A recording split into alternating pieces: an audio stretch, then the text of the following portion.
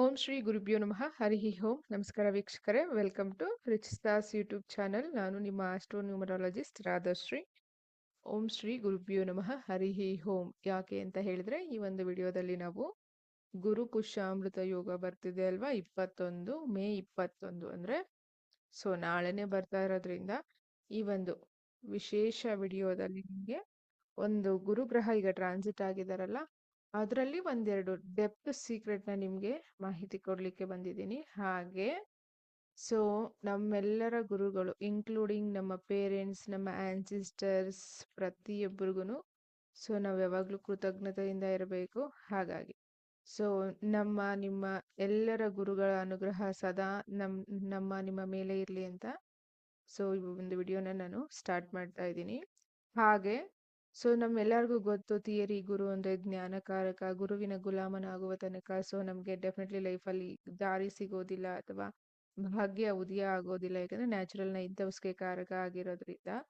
ಹಾಗೆ ಜನ್ಮ ಜಾತಕದಲ್ಲಿ ಗುರು ರಾಹು, ಗುರು ಕೇತು, ಗುರು ರೆಟ್ರೋ, ಗುರು ಕಂಬಸ್ಟು ಖಂಡಿತವಾಗ್ಲೂ ಅದನ್ನ ನಾವು ಸ್ಪೆಷಲ್ ಪೊಸಿಷನ್ ಅಂತ ತಗೋತೀವಿ. ಹಂಗೆ ಅದಾದ ನಂತರ ಗುರು 6-8-12 ನ್ಯಾಚುರಲ್ 6-8-12 ಆಗಿರಬಹುದು, ನಿಮ್ಮ ಜನ್ಮ ಜಾತಕದ 6-8-12 ಆಗಿರಬಹುದು. ಇದು ಕೂಡ ತುಂಬಾನೇ ಮುಖ್ಯ ಆಗುತ್ತೆ. ಮೇ 21ನೇ ತಾರೀಕು ಗುರು ಪುಷ್ಯಾಮೃತ ಯೋಗ ತುಂಬಾನೇ ಸ್ಪೆಷಲ್ ಯೋಗ ಬಂದಿರೋದ್ರಿಂದ ಇವತ್ತಿನ ದಿವಸ ನೀವು ಮಾಡ್ಬೇಕಾಗಿರೋದು ಏನಪ್ಪಾ ಅಂತ ಹೇಳಿದ್ರೆ, ನಿಮ್ಮ ಗುರುಗಳ ಫೋಟೋನ ಸ್ಟೇಟಸ್ ಅಲ್ಲಿ ಅಥವಾ ಇನ್ಸ್ಟಾಗ್ರಾಮ್ ಅಲ್ಲಿ ಹಾಕೊಂಡು ವಿಶ್ ಮಾಡೋದಲ್ಲ, ಬದಲಿಗೆ ನಿಮ್ಮ ಲೈಫಲ್ಲಿ ಯಾರೋ ಒಬ್ರು ಗುರುಸ್ಥಾನನ ತುಂಬಿರ್ತಾರೆ. ನಿಮ್ಮ ಮದರ್ ಆಗಿರ್ಬೋದು, ಫಾದರ್ ಆಗಿರ್ಬೋದು, ಫ್ರೆಂಡ್ಸ್ ಆಗಿರಬಹುದು, ಅಥವಾ ನಿಮ್ಗೆ ಸಮಾಧಾನ ಇಲ್ಲದೆ ಇರೋರು ಆಗಿರಬಹುದು, ನಿಮ್ಮ ಒಂದು ಬ್ಯಾಡ್ ಟೈಮಲ್ಲಿ ನಿಮ್ಗೆ ಗೈಡ್ ಮಾಡಿರೋ ಆಗಿರಬಹುದು, ಅಥವಾ ನಿಮ್ದು ಯಾವುದೋ ಒಂದು ದೊಡ್ಡ ಈವೆಂಟ್ ಇಂದ ನಿಮ್ಮನ್ನ ಸೇವ್ ಮಾಡೋದಾಗಿರಬಹುದು. ಈ ತರ ಎಷ್ಟೊಂದು ಜನ ಬಂದು ಹೋಗಿರ್ತಾರೆ 20 ವರ್ಷ 30 ವರ್ಷ ಲೈಫುಗಳಲ್ಲಿ. ಹೇಗೆ ಯಾರನ್ನ ಅಂತ ನಾವು ನೆನ್ಪಿಟ್ಕೊಳಕ್ಕಾಗುತ್ತೆ ಅಲ್ವಾ? ಹಾಗಾಗಿ ಮದರ್ಸ್ ಡೇ ಬಂದಾಗ ಮದರ್ ಜೊತೆ ಫೋಟೋ ಹಾಕಿ ವಿಶ್ ಮಾಡೋದು, ಅಥವಾ ತೋರ್ಪಡಿಕೆಗೋಸ್ಕರ ಪ್ರೀತಿ ತೋರಿಸೋದು.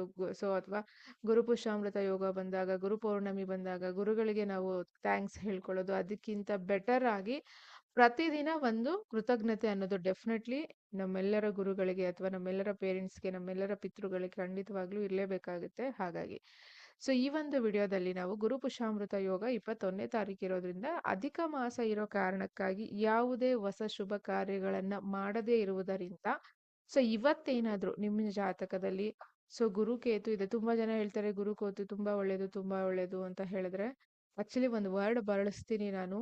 ಕಲಿಯುಗಕ್ಕೆ ದ ಮೋಸ್ಟ್ ಡಿಫಿಕಲ್ಟಿ ಕಾಂಬಿನೇಷನ್ ಅಂದ್ರೆ ಗುರು ಕೇತು. ಗುರು ರಾಹು ದ ಬೆಸ್ಟ್ ಕಾಂಬಿನೇಷನ್. ಎಲ್ಲಾದ್ರೂ ಬಿಡಿ ಇವ್ರನ್ನ, ಪ್ರಪಂಚದ ಯಾವುದೇ ಮೂಲೆಯಲ್ಲೂ ಬಿಡಿ, ಇವರು ಜಯಿಸ್ಕೊಂಡ್ ಬರ್ತಾರೆ. ಕಾಲಮಾನ ಪಾತ್ರಕ್ಕೆ ಸಂಬಂಧಪಟ್ಟ ಹಾಗೆ ನಾವು ಚೇಂಜ್ ಆಗ್ತಾ ಹೋಗ್ಬೇಕಾಗತ್ತೆ. ಹಾಗಂತ ವೇದಗಳನ್ನ ಚೇಂಜ್ ಮಾಡಿ ಅಥವಾ ಸ್ಕ್ರಿಪ್ಟ್ ಅಲ್ಲಿ ಏನಿದೆ ಅದು ರಾಂಗ್ ಅಂತಲ್ಲ. ಪರಿಸ್ಥಿತಿ ನೋಡ್ಕೊಳ್ಳಿ. ಗುರು ಕೇತು ಇರೋರು ಯಾವುದೇ ವ್ಯಾಲೆಂಟ್ ಡಿಸಿಷನ್ ತಗೊಳಕ್ಕೆ ಹೆದರ್ತಾರೆ. ಗುರು ರಾಹು ಇರೋರು ಎಲ್ಲದಕ್ಕೂ ರೆಡಿ. ಅದರಿಂದ ಏನಾಗುತ್ತೋ ನೆಕ್ಸ್ಟ್. ಹಾಗಾಗಿ ಕಂಪ್ಲೀಟ್ ಆಗಿ ಫ್ರೆಂಡ್ಸ್ಗೆ ಬೆಸ್ಟ್ ಕಾಂಬಿನೇಷನ್. ಯಾರಾದ್ರೂ ನಿಮ್ಗೆ ಬೆಸ್ಟ್ ಫ್ರೆಂಡ್ ಬೇಕು ಅಂದ್ರೆ ಗುರು ರಾಹು. ಚೀಟಿಂಗು ಕೆಲವೊಂದ್ ಸರಿ ಆಗುತ್ತೆ, ಎಲ್ಲಾ ಸಾರಿ ಚೀಟಿಂಗ್ ಖಂಡಿತವಾಗ್ಲೂ ಆಗಲ್ಲ. ಹಾಗಾಗಿ depending on the combination. Next Guru retro ಆಗಿರೋದು.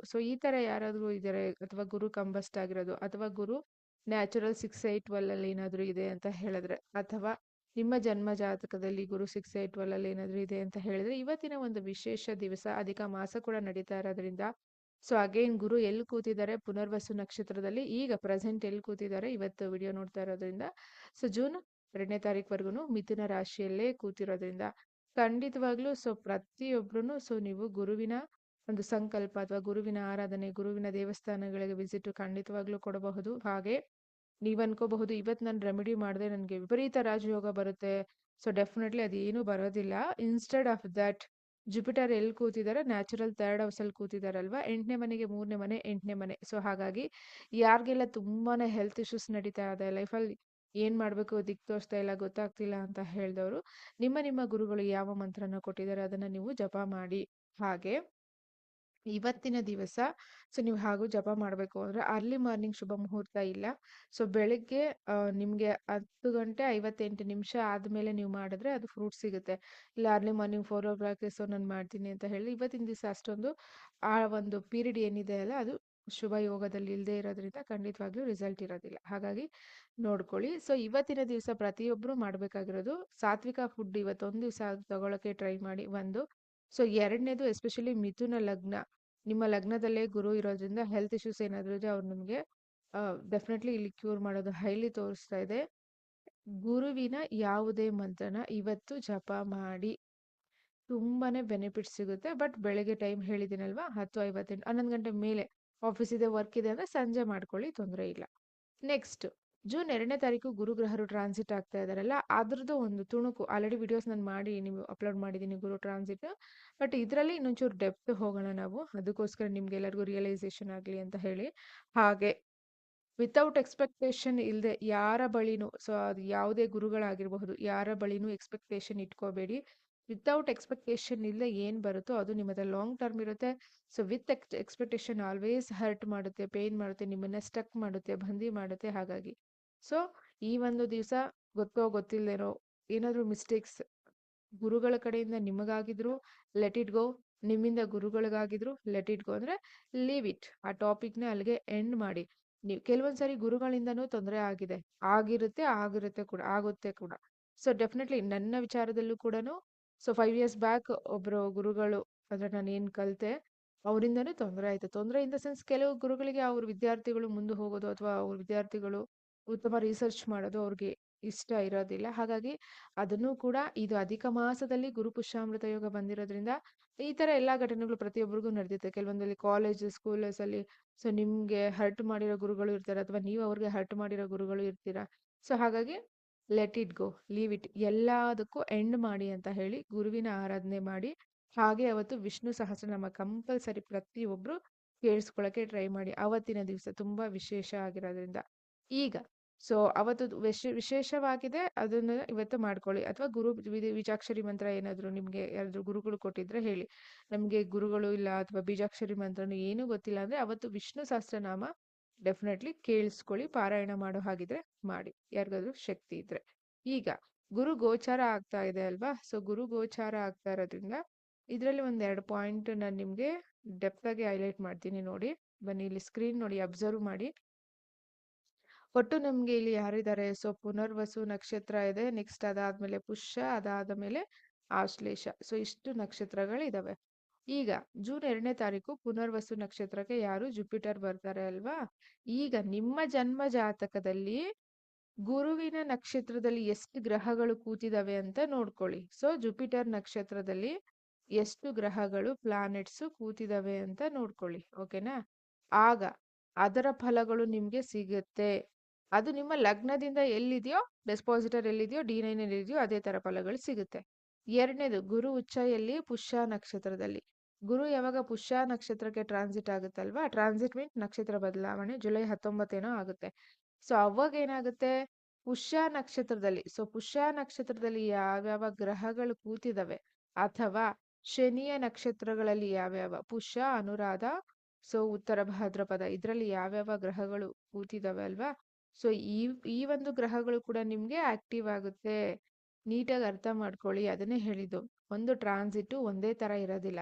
ತುಂಬಾ ಜನ ಏನ್ ಹೇಳ್ತಾರೆ, ಸೊ ಕರ್ಕಾಟಕ ರಾಶಿಯವ್ರಿಗೆ ಗುರು ಲಗ್ನಕ್ಕೆ ಅಥವಾ ರಾಶಿಗೆ ಬರ್ತಾ ಇದೆ, ಎಕ್ಸಲೆಂಟ್. ಎಲ್ಲಿ ಎಕ್ಸಲೆಂಟ್ ಕೊಡುತ್ತೆ, ಅವನು ನಿಮ್ಗೆ ಸಪ್ತಮಾಧಿಪತಿ ಅಷ್ಟಮಾಧಿಪತಿ ನಕ್ಷತ್ರ ಯಾವ್ದೋ ಪುಷ್ಯದಲ್ಲಿ ತುಂಬಾನೇ ಟೈಮ್ ಇರುತ್ತೆ. ಅಕಸ್ಮಾತ್ ನಿಮ್ಗೇನಾದ್ರೂ ಗುರು ಗ್ರಹರು ರೆಟ್ರೋ ಆಗಿದ್ದಾರೆ, ಕಂಬಸ್ಟ್ ಆಗಿದ್ದಾರೆ, ರಾಹು ಜೊತೆ ಇದೆ, ಕೇತು ಜೊತೆ ಇದೆ, ಸ್ಕಾರ್ಪಿಯೋ ಗುರು ಇದೆ, ಅಥವಾ ಕನ್ಯಾ ಗುರು ಇದೆ, ಸೊ ಅಥವಾ ವೆಲ್ ಪ್ಲೇಸ್ ಅಲ್ಲಿ ಇಲ್ಲ ಅಂತ ಹೇಳಿದಾಗ ಎಲ್ಲದಕ್ಕೂ ರೆಡಿ ಇರ್ಬೇಕಲ್ವಾ. ಹಾಗಾಗಿ ಎಸ್ಪೆಷಲಿ ಗುರು ದಶ, ಸೊ ಯೂಶಲಿ ನಾನು ಟ್ರಾನ್ಸಿಟ್ ವಿಡಿಯೋಸ್ ಅಲ್ಲಿ ಇದಕ್ಕೋಸ್ಕರನೇ ನಿಮ್ಗೆ ಎಕ್ಸ್ಪ್ಲೈನ್ ಮಾಡ್ತಾ ಇರ್ತೀನಿ. ಗುರು ದಶ, ಶನಿ ದಶ, ಬುಧ ದಶ, ಚಂದ್ರ ದಶ, ಸೊ ಮೇಜರ್ ಇಂಪ್ಯಾಕ್ಟ್ ಅನ್ನ ಪಡ್ಕೋತೀರಾ ಈ ಪೀರಿಯಡ್ ಒಂದು ಗುರು ಟ್ರಾನ್ಸಿಟ್ ಆಗಿರೋದ್ರಿಂದ. ಅದನ್ನ ಹೊರತುಪಡಿಸಿ ಕನ್ಯಾ ಫಾರ್ ಎಕ್ಸಾಂಪಲ್ ಕನ್ಯಾ ಲಗ್ನದವ್ರು ಯಾರಾದ್ರೂ ಇದ್ದೀರಾ ಅಂತ ಅನ್ಕೊಳ್ಳೋಣ. ಶನಿ ಏನಾದ್ರೂ ನಿಮ್ಗೆ ಇಲ್ಲಿ ಸ್ಕಾರ್ಪಿಯೋದಲ್ಲಿ 3ನೇ ಮನೇಲಿ ಕೂತಿದ್ರೆ ಅಲ್ವಾ, ಸೊ ನಿಮ್ಗೆ ಪಂಚಮಾಧಿಪತಿ ಷಷ್ಠಾಧಿಪತಿ ಕೂಡ, ಲಗ್ನದಿಂದ 3ನೇ ಮನೇಲಿ ಸ್ಕಾರ್ಪಿಯೋದಲ್ಲಿ ಕೂತಿದ್ರೆ ಶನಿ, ಗುರು ಯಾವಾಗ ಪುಷ್ಯ ನಕ್ಷತ್ರಕ್ಕೆ ಬರುತ್ತೋ ಇದ್ರ ಫಲ ಶುರು ಆಗುತ್ತೆ. ಆ ಡೆಸ್ಪಾಸಿಟರ್ ಏನಾದ್ರು ವೆಲ್ ಪ್ಲೇಸ್ ಅಲ್ಲಿ ಇಲ್ಲ ಅಂದ್ರೆ ಅವಘಡಗಳು ನಡೆಯುತ್ತೆ. ಮತ್ತೆ ಗುರು 11ನೇ ಮನೇಲಿ ಇದಾರಲ್ಲ, ಎಕ್ಸಲೆಂಟ್ ಅಲ್ವಾ, ಯಾಕೆ ರಿಸಲ್ಟ್ ಬರ್ತಾ ಇಲ್ಲ. ಸೊ ಇದು ಡೆಪ್ತ್ ಆಗಿ ಹೋಗ್ಬೇಕಾಗುತ್ತೆ. ಸೊ ಗುರುಪುಷ್ಪಾಮೃತ ದಿವಸದಿಂದ ನೀವು ಯಾರು ವಿಡಿಯೋ ನೋಡ್ತಿದ್ದೀರಾ, ನಿಮ್ಗೊಂದು ನಾಲೆಡ್ಜ್, ಜ್ಞಾನ, ಎಕ್ಸ್ಟ್ರಾ ನಾಲೆಡ್ಜ್ ಸಿಗಲಿ ಅಂತ ಹೇಳಿ ಈ ಒಂದು ಸೀಕ್ರೆಟ್ ಪಾಯಿಂಟ್ನ ನಾನು ಇಲ್ಲಿ ಅನೌನ್ಸ್ ಮಾಡ್ತಾ ಇದ್ದೀನಿ. Next Ashlesha. So next Jupiter ಯಾವಾಗ ಆಶ್ಲೇಷ ನಕ್ಷತ್ರಕ್ಕೆ ಟ್ರಾನ್ಸಿಟ್ ಆಗುತ್ತೋ ಆಗ ನಿಮ್ಮ ಲಗ್ನಗಳ ಪ್ರಕಾರ ನಿಮ್ಗೆ ಆಶ್ಲೇಷ ನಕ್ಷತ್ರದಲ್ಲಿ ಯಾರಿಗೆ ಗ್ರಹಗಳು ಹೆಚ್ಚು ಕೂತಿದೆಯೋ ಅಥವಾ ಯಾವ್ಯಾವ ಮನೆ ಅಧಿಪತಿ ಕೂತಿದೆಯೋ ಅದು ಪೂರ್ತಿ ಪ್ರಮಾಣದ ಫಲ ಸಿಗ್ಲಿಕ್ಕೆ ಶುರು ಆಗ್ಬಿಡುತ್ತೆ. ಸೊ ಒಂದು ಟ್ರಾನ್ಸಿಟ್ ಒಂದೇ ತರ ಇರಲ್ಲ, ಒಂದು ದಶ ಒಂದೇ ತರ ಇರಲ್ಲ, ಪ್ರತಿನಿತ್ಯ ಪ್ರತಿ ತಿಂಗಳು ಪ್ರತಿ ವರ್ಷನೂ ಚೇಂಜ್ ಆಗುತ್ತೆ. ಸೊ ಅದಕ್ಕೇನೆ ರೆಮಿಡೀಸ್ ಯಾಕೆ ಕೊಡಕ್ಕಾಗೋದಿಲ್ಲ ಪಬ್ಲಿಕ್ ಅಲ್ಲಿ ಅಂದ್ರೆ ಇದೇ ಪ್ರಾಬ್ಲಮ್. ಈಗ ಫಾರ್ ಎಕ್ಸಾಂಪಲ್ ಗುರು ಇಲ್ಲಿ ಕೂತಿದ್ದಾರೆ ಪಬ್ಲಿಕ್ ಅಲ್ಲಿ ಓವರ್ ಆಗಿ ಏನೋ ಒಂದು ರೆಮಿಡಿ ಕೊಟ್ಟಾಗ ಏನಾಗುತ್ತೆ, ಗುರು ಇಲ್ಲಿ ಕೂತಿದ್ದಾರೆ 3 ನಕ್ಷತ್ರ ಹೋಗಿದೆ, ಅದಕ್ಕೆ ಯಾರಿಗೆ ಬಿಡಬೇಕು ನಾವು ಅಲ್ವಾ? ಆ 3 ನಕ್ಷತ್ರದಲ್ಲಿ ಒಬ್ಬೊಬ್ರಿಗೆ ಒಂದೊಂದು ಲಗ್ನಗಳ ಪ್ರಕಾರ. ಈಗ ಸಿಂಹ ಲಗ್ನ ಅಥವಾ ಸಿಂಹ ರಾಶಿಗೆ 12ನೇ ಮನೆ ಗುರು ತುಂಬಾ ತೊಂದರೆ, ಕೆಟ್ಟದ್ದು, ಲಾಸ್, ಈ ತರ ಎಲ್ಲ ಪ್ರಿಡಿಕ್ಷನ್ಸ್ ಬಂದಾಗ ಇಲ್ಲಿ ಅವನ್ಗೆ ಬುಧ ನಕ್ಷತ್ರದಲ್ಲೂ ಇದೆ ಅಲ್ವಾ? ಬುಧ ಅವನ್ಗೆ 2 ಮತ್ತೆ 11ನೇ ಮನೆ ಅಧಿಪತಿ. ಯಾವಾಗ ಗುರು ಬುಧನ್ ನಕ್ಷತ್ರಕ್ಕೆ ಬರುತ್ತೋ, ಫಾರ್ ಎಕ್ಸಾಂಪಲ್, ಸೊ ಬುಧನ್ ನಕ್ಷತ್ರದಲ್ಲಿ ಯಾವ್ದಾದ್ರು ಒಂದು ಬುಧನೇ ಕೂತಿದ್ದಾನೆ ಅಂತ ಅನ್ಕೊಳ್ಳೋಣ. ಆಗ ಅವನ್ಗೆ ಹಣ ಕೂಡ ಬರುತ್ತೆ, ಬರೀ ಲಾಸ್ ಒಂದೇ ಕೊಡೋದಿಲ್ಲ. ಈಗ ಈಗ ಮಿಥುನದಲ್ಲಿ ಎಷ್ಟು ದಿವಸ ಇತ್ತಲ್ಲ, ಮಿಥುನದಲ್ಲಿದ್ದಾಗ ಅಲ್ಲಿ ಪುನರ್ವಸು, ಆರಿದ್ರ, ಮೃಗಶಿರ, ಸೊ ಈ ತರ ಯಾವ್ಯಾವ ನಕ್ಷತ್ರಗಳಲ್ಲಿ ಯಾರ್ಯಾರಿಗೆ ಅಧಿಪತಿಗಳಿತ್ತು ಆ ಫಲಗಳನ್ನ ಕೊಡ್ಲಿಕ್ಕೆ ಶುರು ಆಗುತ್ತೆ. ಬರೀ ಗ್ರಹ, ಅದರ ನಕ್ಷತ್ರ, ಅದ ಸಬ್ಲಾಡು, ಮೂರನೇ ಇಟ್ಕೊಂಡು ಜಾಲಾಡ್ಬೇಡಿ. ಬರೀ ಇದೊಂದನ್ನೇ ಇಟ್ಕೊಂಡು ಜಾಲಾಡ್ ಸರಿನಾ? ಇದನ್ನು ಹೊರತುಪಡಿಸಿ D9 ಇದೆ, D1 to D9 ಹೋಗಿರುತ್ತೆ. D9 ಅದನ್ನ ಸ್ವಲ್ಪ ನೋಡಿ. ಇನ್ನ D10 ಮತ್ತೆ D60 ಅದು ಯಾವ್ದು ಕರಿಯರ್ಗೆ ಅಥವಾ ಪೆಂಡಿಂಗ್ ಕರ್ಮ ಇದಕ್ಕೆ ಹೋಗೋಣ. ಬಟ್ ಇಲ್ಲಿ ಬರೀ ಸಬ್ಲಾಡ್ ಇಟ್ಕೊಂಡು ನೀವು ಪ್ರಿಡಿಕ್ಷನ್ ಮಾಡಿದ್ರೆ ಅಥವಾ ಪ್ರಿಡಿಕ್ಷನ್ ಸಕ್ಸಸ್ ಆಗೋದಿಲ್ಲ. ಕ್ಲಿಯರಾ? ಈಗ ಸೊ ಇಲ್ಲಿ ನಮ್ಗೆ 3 ನಕ್ಷತ್ರ ಇತ್ತು, 3 ನಕ್ಷತ್ರಕ್ಕೆ ಬಂದಾಗ ಈ ಫಲಗಳು. ಬಟ್ ಅಕ್ಟೋಬರ್ ವರೆಗೂ ಅಷ್ಟೇನೆ. ಸೊ ಈ ಒಂದು ಪೀರಿಯಡ್ ಅಲ್ಲಿ ಇಷ್ಟು ನಕ್ಷತ್ರ ಇದೆ, ಈ ಪಾದಗಳಿಗೆ ಒಂದೊಂದು ನವಾಂಶ ಚೇಂಜ್ ಆಗುತ್ತೆ. ನವಾಂಶ ಆಲ್ರೆಡಿ ನಾನು ಎಕ್ಸ್ಪ್ಲೇನ್ ಮಾಡಿದ್ದೀನಿ. ಸೊ ಹಾಗಾಗಿ ಸೊ ಇಲ್ಲಿ ಫಲಗಳು ಈ ತರ ಬರುತ್ತೆ, ಎಲ್ಲಾರ್ಗೂ ಎಲ್ಲಾ ಫಲಗಳು ಒಂದೇ ರೀತಿ ಬರೋದಿಲ್ಲ. ಕರ್ಕಾಟಕ ಲಗ್ನ, ಎಸ್ಪೆಷಲಿ ಕರ್ಕಾಟಕ ಲಗ್ನ ಅಥವಾ ಮಿಥುನ ಲಗ್ನ ಎಂಡಿಂಗ್, ಮಿಥುನ ಲಗ್ನ ಪುನರ್ವಸುಲ್ ಯಾರ್ಯಾರು ಕೂತಿದೆಯೋ ನಿಮ್ಗೆ ಲಗ್ನ ಏನಾದ್ರು 28 ಡಿಗ್ರಿ ಮೇಲೆ ಇದ್ರೆ, ಮಿಥುನ ಲಗ್ನ ಆಗಿದ್ದು ಪುನರ್ವಸು ನಕ್ಷತ್ರದಲ್ಲಿ ಲಗ್ನ ಕೂತಿದ್ರೆ ಆಲ್ರೆಡಿ ಅವ್ರು ಸಫರ್ ಮಾಡ್ಬಿಟ್ಟಿದ್ದಾರೆ. ಈಗ ಎಂಡಿಂಗ್ ಆಯ್ತಲ್ಲ, ಸೊ ಹಾಗಾಗಿ ಆಲ್ರೆಡಿ ಸಫರ್ ಪಡ್ಬಿಟ್ಟಿರ್ತಾರೆ ಡಿಪೆಂಡಿಂಗ್ ಆನ್ ದೇರ್ ಚಾರ್ಟ್. ಕರ್ಕಾಟಕ ಲಗ್ನದವರು ಅಷ್ಟೇನೆ, ಗುರು ನಿಮ್ಗೆ 6ನೇ ಮನೆ ಅಧಿಪತಿನೇ, ಬಟ್ ಪ್ರಾಬ್ಲಮ್ ಎಲ್ಲಿ ಕೊಡ್ತಾನೆ ಗೊತ್ತಾ? ಪುನರ್ವಸೂಲ್ ಇರೋವಾಗ ಪಕ್ಕ. ಯಾಕೆಂತ ಹೇಳಿದ್ರೆ 6ನೇ ಮನೆ ಅಧಿಪತಿ ಲಗ್ನದಲ್ಲಿ ಹೆಲ್ತ್ ಇಶ್ಯೂಸ್ ಇದ್ರೆ ರಿಲೇಟೆಡ್ ಇವನು ಪುಷ್ಯಾಕ್ ಬರ್ತಾನೆ ನೋಡಿ, ಅದು ನಿಮ್ಗೆ ನ್ಯೂಟ್ರಲ್. ಮತ್ತೆ ಹೇಗೆ ಕರ್ಕಾಟಕ ಲಗ್ನದವ್ರಿಗೆ ತುಂಬಾನೇ ಬೆನಿಫಿಟ್ ಆಗುತ್ತೆ ಇದೆಲ್ಲ ಬಂದ್ರೂ, ಸೊ ಆ ಮನೆ ಅಧಿಪತಿಗಳು ನಿಮ್ಮ ಜನ್ಮ ಜಾತಕದಲ್ಲಿ ಒಳ್ಳೆ ಪ್ಲೇಸ್ ಅಲ್ಲಿ ಇದ್ರೆ ಎಕ್ಸಲೆಂಟ್, ಒಳ್ಳೆ ಪ್ಲೇಸ್ ಅಲ್ಲಿ ಇಲ್ಲ ಅಂದಾಗೇನೆ ನ್ಯೂಟ್ರಲ್. ಗುರು ಏನು ಉಚ್ಚ ಆಯ್ತು, ಮತ್ತೆ ಯಾಕೆ ಫಲನೇ ಕೊಡ್ತಾ ಇಲ್ಲ? ಗುರು ದಶ ನಡೀತಾ ಇದೆ, ಜನ್ಮ ಜಾತಕದಲ್ಲಿ ಗುರು ಚೆನ್ನಾಗಿದೆ.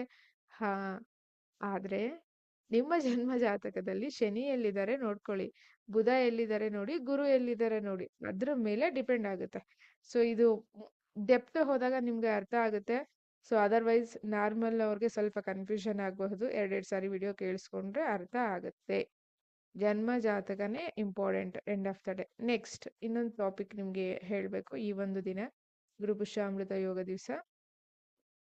ಜನ್ಮ ಜಾತಕದ ಗುರು ಏನಾದ್ರೂ 6, 8, 12 ಅಲ್ಲಿ ಈ ಗುರುಗೆ ಬಂದಿದ್ರು ಕೂಡ ನೀವು ಫಲಗಳು ಪೂರ್ತಿಯಾಗಿ ಎಕ್ಸ್ಪೆಕ್ಟ್ ಮಾಡ್ಲಿಕ್ಕಾಗಲ್ಲ.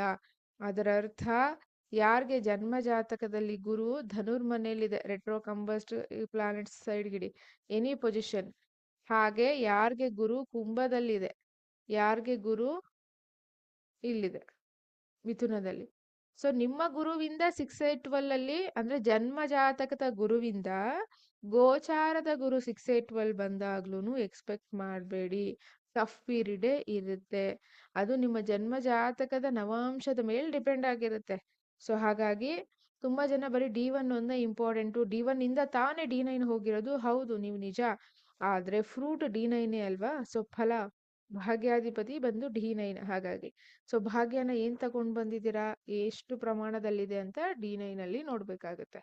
ಸೊ ಹಾಗಾಗಿ ಗುರು ಪುಷ್ಯಾಮೃತ ಯೋಗದಿಂದ ಇವತ್ತಿನ ದಿವಸ ಸೊ ಖಂಡಿತವಾಗ್ಲೂ ಮೊದಲನೇದಾಗಿ ಪೇರೆಂಟ್ಸ್ ಇದ್ರೆ ಡೆಫಿನೆಟ್ ಆಗಿ ಅವರ ಆಶೀರ್ವಾದ ತಗೊಳ್ಳಿ. ಪೇರೆಂಟ್ಸ್ ಇಲ್ಲ ಅಂದ್ರೆ ಪೇರೆಂಟ್ಸ್ ಸಮಾನರು ಯಾರಿದಾರೋ ಅವರ ಆಶೀರ್ವಾದ ತಗೊಳ್ಳಿ. ಅವ್ರಿಗೆ ಮೀಟ್ ಮಾಡಕ್ ಆಗ್ತಿಲ್ಲ, ಹೊರಗಡೆ ಕಂಟ್ರಿ ಹೊರಗಡೆ ಇದ್ದೀರಾ ಅಂತ ಹೇಳಿದ್ರೆ ನೀವು ಬಾಯಿ ಬಿಟ್ಟೆ ಹೇಳ್ಬೇಕು ಅಂತ ಏನಿಲ್ಲ, ನೀವು ಅವ್ರಿಗೆ ಗಿಫ್ಟ್ ಕೊಡ್ಬೇಕು ಅಂತ ಏನಿಲ್ಲ, ಒಂದು ಥ್ಯಾಂಕ್ಸ್ ಹೇಳ್ಕೊಳ್ಳಿ, ಎನಫ್, ಇನ್ನೇನು ಮಾಡೋ ಅವಶ್ಯಕತೆ ಇಲ್ಲ. ಸೊ ಹಾಗಾಗಿ ಪ್ರತಿನಿತ್ಯನೂ ನಾವು ಒಂದು ಥ್ಯಾಂಕ್ಸ್ ಅನ್ನೋದನ್ನ ಒಂದು ಸೈಡ್ಗೆ ಇಟ್ಟೇ ಇಟ್ಟಿರ್ತೀವಿ. ಸೊ ಹಾಗಾಗಿ ಐ ಥಿಂಕ್ ಎಲ್ಲ ಆಸ್ಟ್ರಾಲಜಿಸ್ಟ್ ಅವರವರ ಗುರುಗಳಿಗೆ ಇಟ್ಟೇ ಇಟ್ಟಿರ್ತಾರೆ. ನಾನು ಕೂಡ ನನ್ನ ಒಂದು ವಿಶೇಷ ಟೋಟಲಿ 3 ಗುರುಗಳಿದ್ದಾರೆ. ಅದರಲ್ಲಿ 3ನೇ ಗುರು ನನ್ನ ಲೈಫ್‌ನ ಒಂದು ಟರ್ನಿಂಗ್ ಪಾಯಿಂಟ್ ಮಾಡಿರುವಂತಹವರು. ಕೆಲವರಿಂದ ತೊಂದರೆ ಆಯ್ತು. ಬಟ್ ಅದನ್ನ ನಾನೇನು ತಲೆಗೆ ಹಾಕೊಂಡಿಲ್ಲ. ಆಗೋದೆಲ್ಲ ಒಳ್ಳೇದಕ್ಕೆ ಅಂತ ಹೇಳಿ. ಅದರಿಂದ ನನಗೆ ಇನ್ನೂ ಲೈಫಲ್ಲಿ ಇನ್ನೂ ನೆಕ್ಸ್ಟ್ ಸ್ಟೆಪ್‌ಗೆ ಹೋಗ್ಲಿಕ್ಕೆ, ರಿಸರ್ಚ್‌ಗೆ ಹೋಗ್ಲಿಕ್ಕೆ ಸಾಧ್ಯ ಆಯ್ತು. ಹಾಗಾಗಿ ಸೊ ಗೊತ್ತೇ ಗೊತ್ತಿಲ್ದೇನೋ ಸೊ ನಮ್ಮ ಕಡೆಯಿಂದ ಯಾವ್ದಾದ್ರು ಗುರುಗಳಿಗೆ ಕಾಲೇಜು, ಸ್ಕೂಲು ಅಥವಾ ಗುರು ಸಮಾನರಿಗೆ ಹರ್ಟ್ ಆಗಿದ್ರೆ ಡೆಫಿನೆಟ್ಲಿ ಸಾರಿ ಹೇಳ್ಕೊಳ್ಳಿ. ಹಾಗೆ ಈ ಒಂದು ಗುರು ಟ್ರಾನ್ಸಿಟ್ ವಿಡಿಯೋ ಇದೆ ಅಲ್ವಾ, ತುಂಬಾ ಜನ ಪಾಪ ಆಸೆ ಇಟ್ಕೊಂಡಿರ್ತಾರೆ. ಓ ಗುರು ಬರ್ತಾ ಇದೆ ಎಕ್ಸಲೆಂಟ್ ಹಾಗೆ ಹೀಗೆ ಅಂತ ಹೇಳಿ. ಯಾ ಆಸೆ ಓಕೆ, ಬಟ್ ರಿಯಾಲಿಟಿ ಗೊತ್ತಾದಾಗ ಹರ್ಟ್ ಆಗುತ್ತೆ. ಇದಕ್ಕೇನೆ ಜ್ಯೋತಿಷ್ಯ ಕಲೀಲಿಕ್ಕೆ ಸ್ವಲ್ಪ ಧೈರ್ಯ ಎಕ್ಸ್ಟ್ರಾ ಬೇಕು. ಯಾಕೆಂತ ಹೇಳಿದ್ರೆ ಬರೀ ಗುಡ್ ಬಂದಾಗ ತಗೊಳ್ಳೋದು, ಮೈನಸ್ ಬಂದಾಗ ಸೊ ನೆಗೆಟಿವ್ ಅಥವಾ ಭಯ ಆಗೋದು ಅದಕ್ಕೋಸ್ಕರ. ಸೊ ಇದಿಷ್ಟು ವಿಚಾರಗಳು. ಸೊ ಹಾಗಾಗಿ ಸ್ಪೆಸಿಫಿಕ್ ಆಗಿ ಅಗೇನ್ ಮೆನ್ಷನ್ ಮಾಡ್ತಾ ಇದ್ದೀನಿ. ಬುಧ ಮಹಾದಶ, ಚಂದ್ರ ಮಹಾದಶ, ಸೊ ಗುರು ಮಹಾದಶ, ಆ 3 ನಕ್ಷತ್ರಗಳ ದಶೆ ಯಾರು ನಡೀತಿದೆ ನೀವು ಚಾರ್ಟ್‌ನ ಅನಾಲಿಸಿಸ್ ನಿಮ್ಗೆ ಹತ್ರ ಇರೋ ಯಾವುದೇ ಅಸ್ಟ್ರಾಲಜರ್ಸ್ ಹತ್ರ ಮಾಡಿಸ್ಕೊಳ್ಳಿ. ಸೊ ಹಾಗೆ ನಿಮ್ಮ ವೈಯಕ್ತಿಕ ಜಾತಕ ನೀವು ವಿಶ್ಲೇಷಣೆ ಮಾಡಿಸ್ಕೋಬೇಕು ಅಥವಾ ರೆಮಿಡೀಸ್ ತಗೋಬೇಕು, ಏನಾಗ್ತಿದೆ ದಶದಲ್ಲಿ ಅಂತ ಹೇಳಿದ್ರೆ ಖಂಡಿತವಾಗ್ಲೂ ಸ್ಕ್ರೀನ್ ಮೇಲೆ ಇರೋ ನಂಬರ್ಗೆ ನೀವು ಕಾಂಟ್ಯಾಕ್ಟ್ ಮಾಡಬಹುದು. ಹಾಗೆ ಅಗೇನ್ ಇನ್ನೊಂದ್ಸರಿ ಹೇಳ್ತಾ ಇದ್ದೀನಿ, ಈ ಗುರು ಪುಷ್ಯಾಮೃತ ಯೋಗ ಖಂಡಿತ ನಿಮಗೆ ಇರುವಂತಹ ಎಲ್ಲ ನೆಗೆಟಿವ್ಸ್‌ನ ಕ್ಲಿಯರ್ ಮಾಡಲಿ. ಹಾಗೆ ಇಲ್ಲಿಂದ ಆದ್ರೂ ನಿಮ್ಮ ಲೈಫುಗಳಲ್ಲಿ ಗ್ರೋತ್, ಲಾಂಗ್ ಟರ್ಮ್ ಗ್ರೋತ್, ಬರೀ ಒಂದ್ ದಿವಸಕ್ಕೆ ಬರೋ ಗ್ರೋತ್, ಶಾರ್ಟ್ ಟರ್ಮ್ ಗ್ರೋತ್ ಬೇಡ. ಹಾಗಾಗಿ ಮಾಡಿ. ಹಾಗೆ ಸೋಷಿಯಲ್ ಮೀಡಿಯಾದಲ್ಲಿ ಬರೋ ಯಾವುದೇ ರೆಮಿಡೀಸ್‌ನ ಮಾಡಬೇಡಿ. ಈ ತಂತ್ರ ಮಾಡಿ, ಈ ತಂತ್ರ ಮಾಡಿ. ಸೊ ದಯವಿಟ್ಟು ಏನು ಮಾಡಬೇಡಿ. ಸೊ ಇಷ್ಟೇ ಮಾಡಿ, ಅವತ್ತಿಷ್ಟೇ ಮಾಡಿ. ಮಂತ್ರ ಜಪ, ಥ್ಯಾಂಕ್ಸ್, ಸಾಧ್ಯವಾದರೆ ಗುರುವಿನ ದೇವಸ್ಥಾನ ವಿಸಿಟ್, ಸಾತ್ವಿಕ ಆಹಾರ, ಎನಫ್. ಏನು ಮಾಡೋ ಅವಶ್ಯಕತೆ ಇಲ್ಲ. ಸೊ ನಿಮ್ದು ಆತ್ಮ ಪ್ಯೂರಿಟಿ ಆಗಿದ್ರೆ ಸಾಕು. ಗುರು ಜೀವಕಾರಕ ಅಲ್ವಾ, ಹಾಗಾಗಿ. ಅಂಡ್ 2ನೇ ವಿಚಾರ, ಕರ್ಕ ರಾಶಿಯಲ್ಲಿ ಯಾರಿಗೆ ಕೇತು ಇದೆ ದಯವಿಟ್ಟು ಚಾರ್ಟ್ ಅನಾಲಿಸಿಸ್ ನಿಮ್ಮ ಹತ್ತಿರದ ಯಾವುದೇ ಅಸ್ಟ್ರಾಲಜರ್ಸ್ ಹತ್ರ ಮಾಡಿಸ್ಕೊಳ್ಳಿ. Not a good time. So ಹಾಗಾಗಿ so thank you so much. ಇಲ್ಲಿ ತನಕ ವಿಡಿಯೋ ನೋಡಿದ್ದಕ್ಕೆ ವಿಡಿಯೋ ಎಂಡ್ ಮಾಡ್ತಾ ಇದ್ದೀನಿ. ನಮಸ್ಕಾರಗಳು, ಧನ್ಯವಾದಗಳು.